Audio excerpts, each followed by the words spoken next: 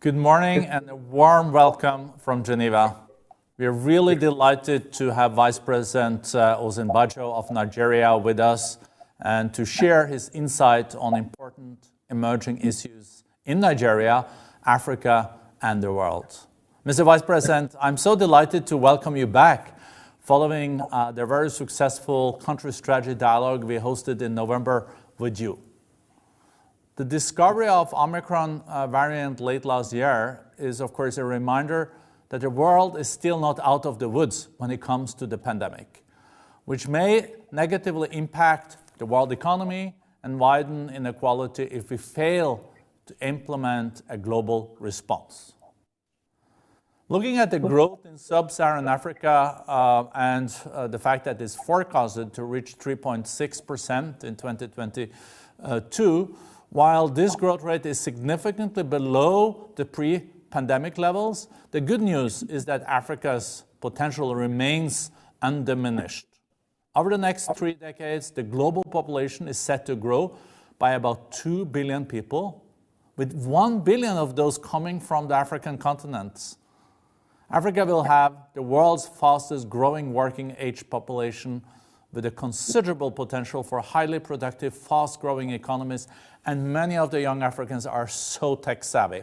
So that looks good, and indeed, Africa's rapid economic and social change will give the continent a bigger role in global affairs and the global economy, and of course, Nigeria plays a major role here. Mr. Vice President, many of foreign partners and global viewers are highly interested in your vision for the year ahead. Mr. Vice President, the floor is yours, and we're so happy to welcome you back. Thank you very much, Mr. Borge-Brand. Distinguished participants, ladies and gentlemen, the health and economic crisis caused by the pandemic clearly slowed down progress in many areas. But as the world emerges slowly from the health and economic crisis caused by the pandemic, a number of important lessons have been learned. The most obvious lesson, of course, is that it has proved impossible for individual countries to contain the virus as long as there are outbreaks in other parts of the world. Similarly, we learned that disruptions in supply chains in one part of the world inevitably affect other parts of the world. And though that might sound obvious, but I think it was driven home very powerfully, especially in the last few months. It's a matter of regret, therefore, that in spite of increased collaboration in terms of sharing knowledge and scientific information around the virus, the world has been unable to arrange a coordinated global response to ensure the availability of vaccines for all. Similarly, although past experience would have counseled the need for coordinated action in response to the global economic shock caused by the pandemic, responses were mostly at the individual country level, with the effect that efforts to stimulate economic activity through fiscal and monetary policy actions and health sector interventions were uneven across the world, and in the case of African countries, barely adequate. Nevertheless, like most parts of the world, Africa is beginning to recover. The continent grew by 3.7% last year and is set to grow by 3.8% in 2022. Indeed, as the last frontier in development, Africa has the potential to become the factory of the world, especially given its bold steps to integrate through the Africa Union Agenda 2063 and the African Continental Free Trade Area agreements. There are several other reasons, I think, to be positive about the African growth story, given that its large youth population holds the prospect of a demographic dividend, and also by giving greater space and providing more opportunity to the private sector. The continent is also making giant strides in agriculture, in manufacturing, and digital technology. In Nigeria, for instance, 6 unicorns have emerged in the past 6 years. And this is despite all of the challenges in these past years. Such a positive outlook, anyway, must be tempered by the realization that Africa continues to need the collaboration and partnership of the international community.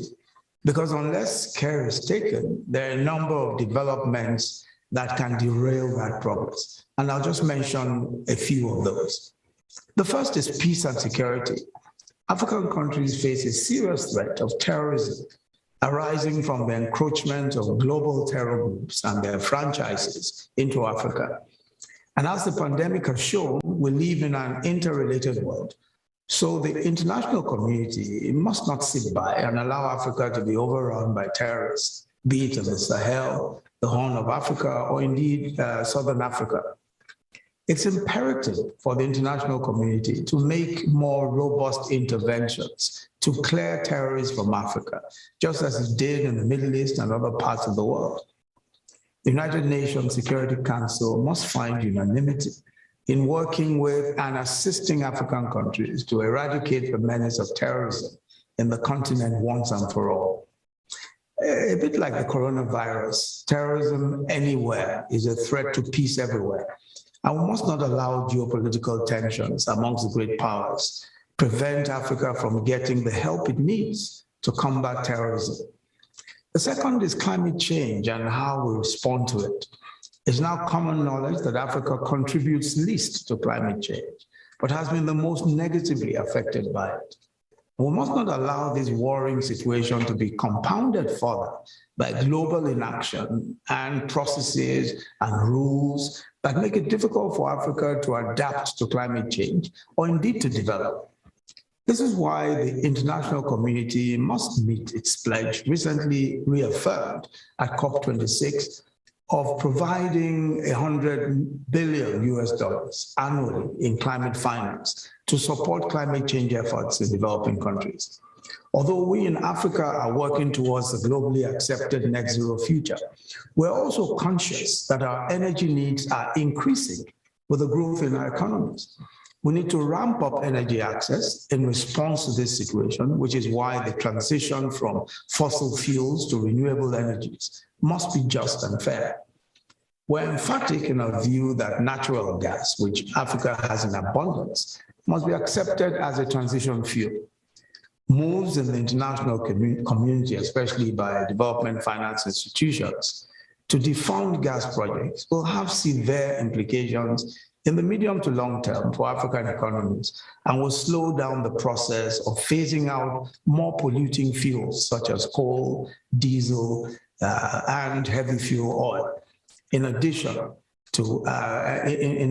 course, to some of the more polluting fuels that are currently in use.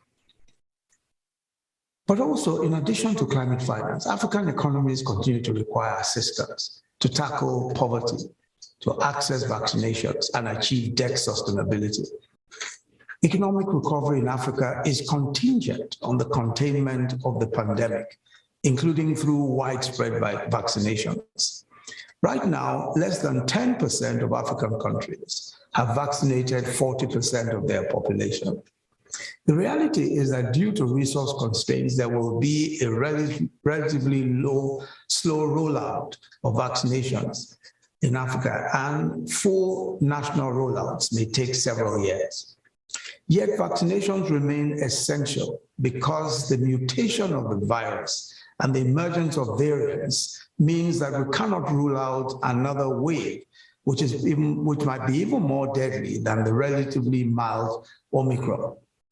The international community must accordingly support Africa with the resources, including vaccine doses, that will assist in making vaccinations available to all.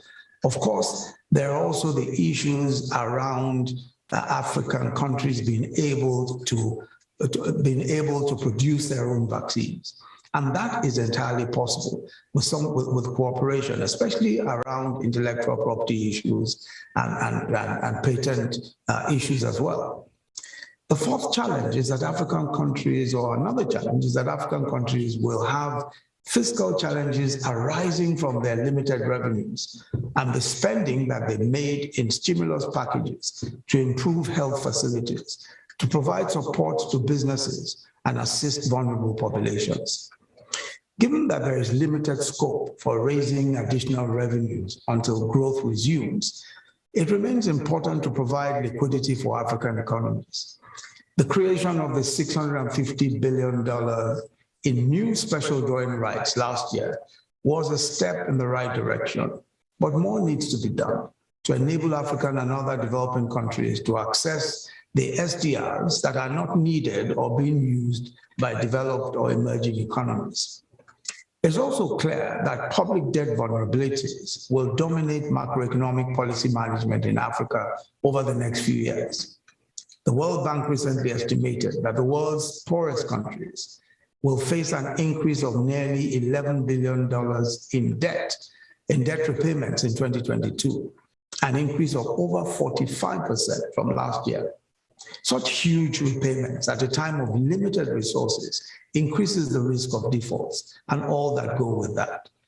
The various debt relief initiatives, such as the Debt Service Suspension Initiative and the Common Framework for Debt Treatments, have their place, but they must be adequate to tackle the problem at hand and implemented in a manner that will not further constrain the resumption of growth in African countries, nor result in the exclusion from international capital markets. In sum, then, in spite of our potential, African countries are grappling with a variety of challenges, and we need partnerships that help to tackle climate change, address security concerns, promote economic prosperity, combat disease, and improve governance. With regard to governance, we've recently seen incidences of coups d'etat and unconstitutional changes in government, which are a direct threat to the democratic ethos that we've all begun to take for granted on the continent. The African people and their leaders have been unequivocal in condemning and sanctioning these disruptions of democracy and the international of democracy. And I believe that the international community must support our efforts in this regard. For instance, in Mali, where the military junta's insistence on a lengthy transition was rejected by the Economic Community of West African States, with the imposition of exceptional sanctions on that country. But sanctions require the bite of international support. And we're glad that the European Union has aligned itself with these measures, and we urge the rest of the international community, especially the United Nations and international financial institutions, to support our efforts. This is another area where geopolitical tensions should not be allowed to work to the detriment of Africa's democratic objectives as contained in the Constitutive Act of the African Union. Despite the dark clouds of the past 2 years, there are still many silver linings. We've realized our capacity to adapt to change, the importance of public health institutions and international cooperation, and we have a chance to reflect critically on future pathways to prosperity, to health and happiness. The future may seem uncertain, but I believe we're better equipped mentally and physically to face it with hope. Thank you very much for your kind attention. Thank you. Thank you so much, Mr. Vice President, for that very powerful speech. And there is a lot of interest in this dialogue with you. I have some questions, but we also have very many African leaders listening in. One of our Board of Trustees members, Patrice Motsepe, is also with us. And we, of course, all would like to see how the economic development is going in Nigeria. Is very large economy. We are expecting growth back this year. And I wonder, Mr. Vice President, what are the investments that are now needed in your country to revive again substantial economic growth and an inclusive growth? Yes, okay, thank you very much. I think first, I'm sure that some may know that we recently launched our new economic development plan, which is to take us to the next 4 years. And key features of that plan is the focus on the private sector, and how the private sector must move from just a rhetorical engine of growth to the major factor in growth. So we're going to be focusing a great deal on value addition and productivity. And we're going to be focusing also on ensuring that the private sector is, as it were, unleashed to be able to do what is required to do. That would involve, to a very good extent, reviewing foreign exchange policy, ensuring that we allow markets to play a greater role in foreign exchange policy. And of course, that we believe will be important for foreign investments and of course also for local investments. So we very strongly are looking at areas of technology. As I mentioned in my speech, in the past 6 years, we have seen tremendous growth in the technology area. We have 6 unicorns. I mean, in the past 6 years, these, as you know, businesses that have valuations over $1 billion. And despite all of the constraints and 2 recessions in 6 years, we've had these companies coming into their own. So we think that technology is going to be very big in terms of investment.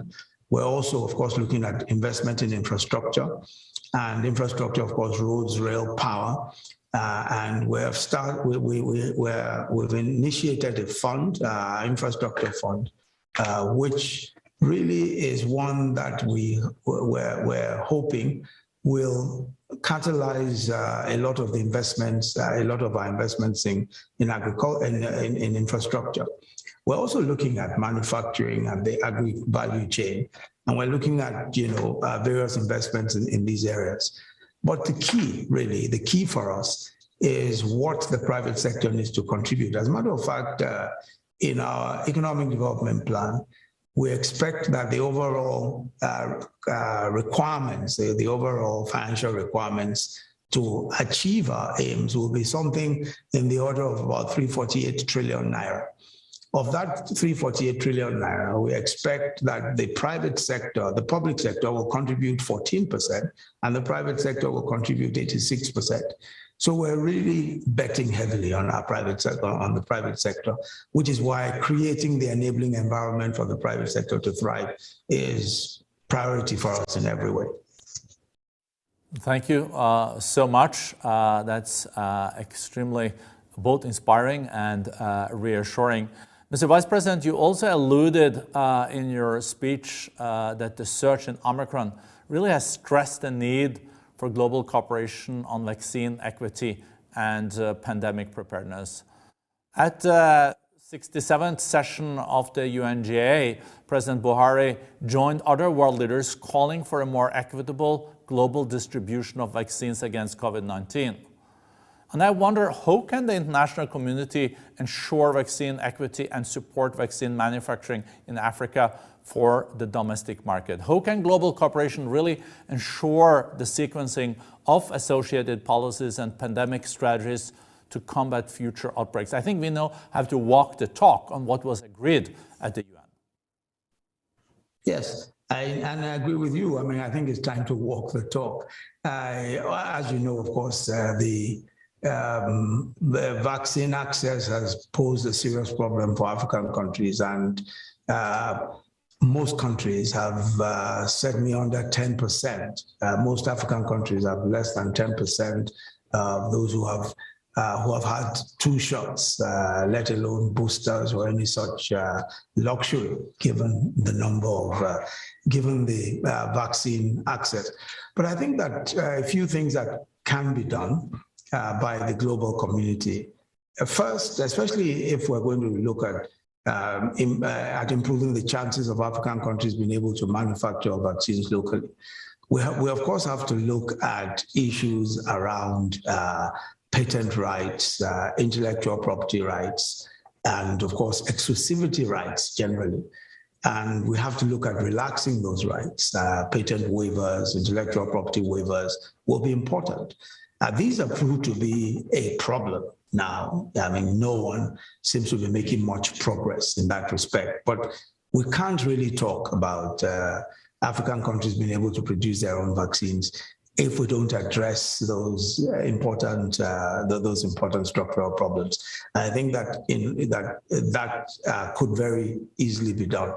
But before we get to all that, I think that what has happened so far has been encouraging. I mean, many countries have made donations, and some quite generous to countries that do not have access to vaccines.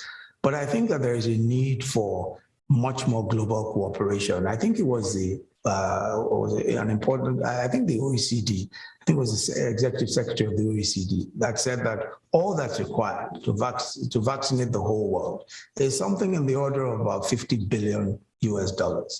And I think that that is affordable for the world were we to choose to vaccinate the whole world. And this should not be a situation where we allow things to slip through the cracks. We simply must be looking at a global solution to this particular pandemic, and then to think in terms of global cooperation for the future. And even the most optimistic amongst us know that there is a real threat that some worse pandemic may actually befall us. So I think that this is a good time to test global will, global resources, in order to determine whether or not we are prepared for this and perhaps even for the future. But I must say that COVAX and other vaccine alliances, global vaccine alliances, have done excellently, and their role as mediators in the relationship between the wealthier countries and poorer countries is a very good one, and I think that they really should be encouraged. Thank you. Thank you. Another big challenge that you also mentioned in your speech is, of course, climate change. And climate change is also hitting Africa quite severely. At the UN Climate Change Conference in Glasgow, President Buhari made a strong commitment on behalf of Nigeria to achieve net zero carbon emissions by 2060. And I wonder, what are some of the challenges you're faced now by oil and gas dependency and going through such a transition in achieving net zero? And how can the World Economic Forum and its business partners also be a partner in this transition and also in attracting renewable energy investments? Okay. Yes. Again, I think President Buhari's affirmation of our commitment to net zero emissions by 2060 is important, and because not only does it show the commitment of Africa's largest economy and most populous nation, but also he pointed out the need for global cooperation.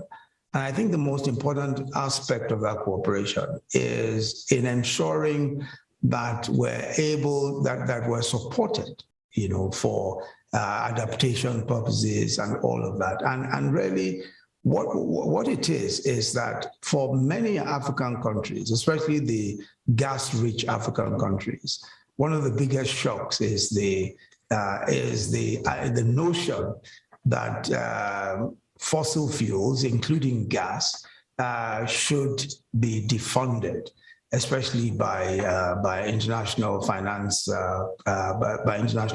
institutions. We think that gas as a transition fuel is absolutely crucial, not just for effective transition, but also for our economies. I think that we are faced with two challenges: the climate change challenge and, of course, economic development.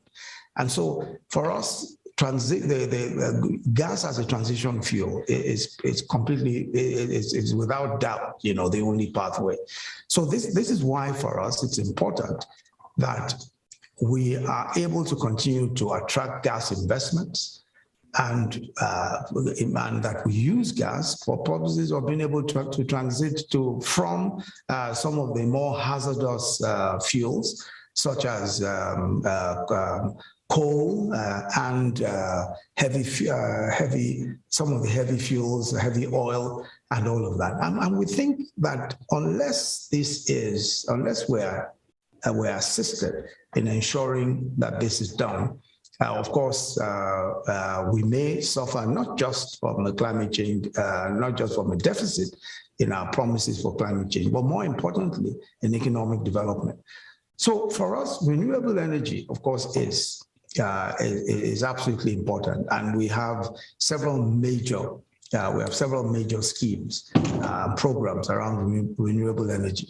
As a matter of fact, one of the major parts of our economic sustainability plan is the connection of 5 million homes to solar power. And that, of course, we've rolled out in the past 12 months. And we intend to achieve those targets, which means, of course, that we will require more investments, especially for renewable energy. And we think that the World Economic Forum and our partners can be helpful in attracting renewable energy investments in Nigeria, especially the manufacture, for instance, of solar panels and components of several of the solar equipments. And we think that there is a unique opportunity now with the program that we're implementing, which is the solar connection for 5 million homes in the first phase. We think the opportunities are there, and we're also providing some debt for those who wish to do business in that particular respect, or who wish to invest in renewable energy in Nigeria, especially as part of this program. So we think, all told, there is on our part, there is a commitment to ensuring net zero emissions by 2060. But we also think that should be matched with an equal commitment to ensure that the economies of countries like ours do not suffer on account of the transition to net zero. But I also want to mention that we're probably the first country, at least most certainly in Africa, to actually develop an energy transition plan and to cost that energy transition plan. That we've done, and we're about to launch that plan in the next couple of weeks. So there is a great commitment to climate change, but we think there is a need also for looking at how to support adaptation and how to support a meaningful and just transition to net zero by 2060. Well, thank you so much for these very thoughtful answers, and also underlining that adaptation will have to be part of the answer, also financing, and also the fact that in the transition, natural gas can be a bridge from a fossil fuel-based society into a more renewable-based society. And we also know that there are 700 million people on our planet that are not connected to modern electricity. So how to decouple this energy growth from growth in CO2 emissions. Mr. Vice President, again, it's been such a pleasure having you with us. Your, as I mentioned, thoughtful answers and your leadership is highly appreciated. And I'm really thankful for your contributions, that you could join us, and looking forward to seeing you very soon. Thank you. Thank you very much. Thank you. And thank you for all you do. Thanks very much indeed. It's been a pleasure being with you.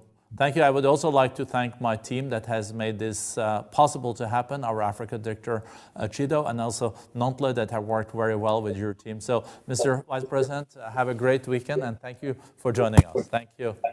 You too. Thank you.